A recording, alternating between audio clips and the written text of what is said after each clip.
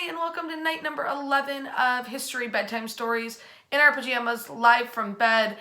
We all need a little bit of comfort right now. So tonight, I want to talk about the cuddliest, most comforting thing most of us, especially as children, have in the house. And that, of course, is a teddy bear. But the history of the teddy bear has a small, tiny little link to Detroit. In fact, it is the green space in front of Michigan Central Station.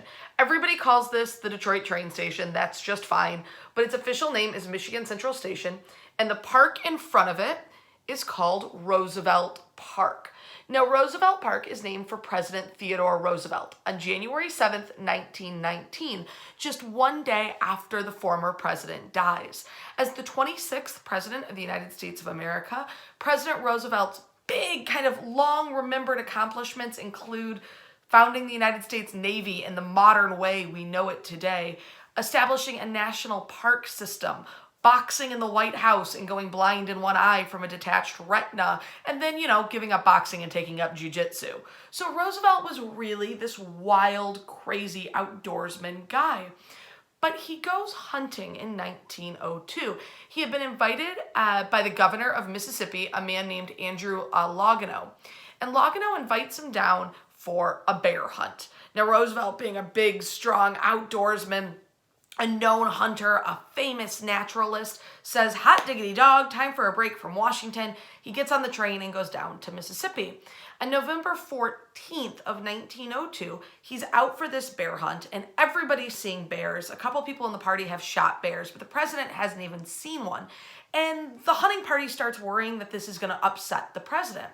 So his team is able to kind of capture this bear. But she's not a big, healthy, strong black bear that could evade capture. She's sort of mangy and old and sick. And one of the men whacks her on top of the head with the butt of a rifle. They tie her up to a willow tree. And then they call for the president. They're like, Mr. President, we found a bear. Come shoot this bear. So Roosevelt rushes over, and what he sees is this old bear tied to a willow tree, waiting to basically be executed.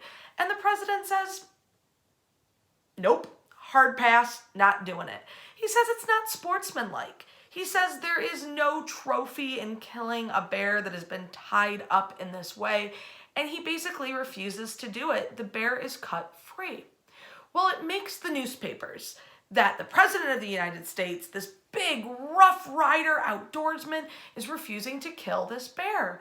And a political satirist, a cartoonist named Clifford Berryman for the Washington Post, publishes 2 days later this wonderful little cartoon.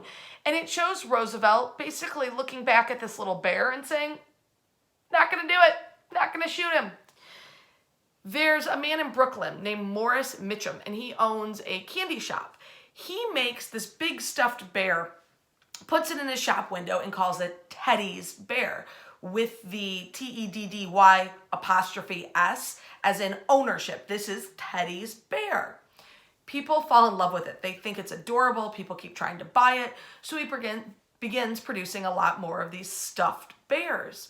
He eventually writes to the president and says, Mr. President, may I have your permission to call this a Teddy's Bear? The president thinks it's a hoot and gives his permission.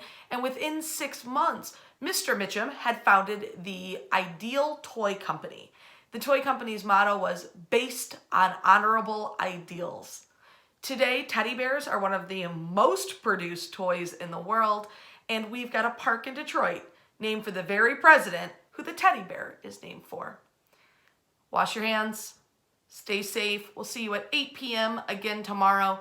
And if you want to put a photo down in the comments of you with your very favorite teddy, we will put them all into a random generator and pick 5 winners, 3 kids and 2 adults, for sticker prize packs on Monday of next week. We're going to give it 7 days. Thanks, guys. Wash your hands. We'll see you next week.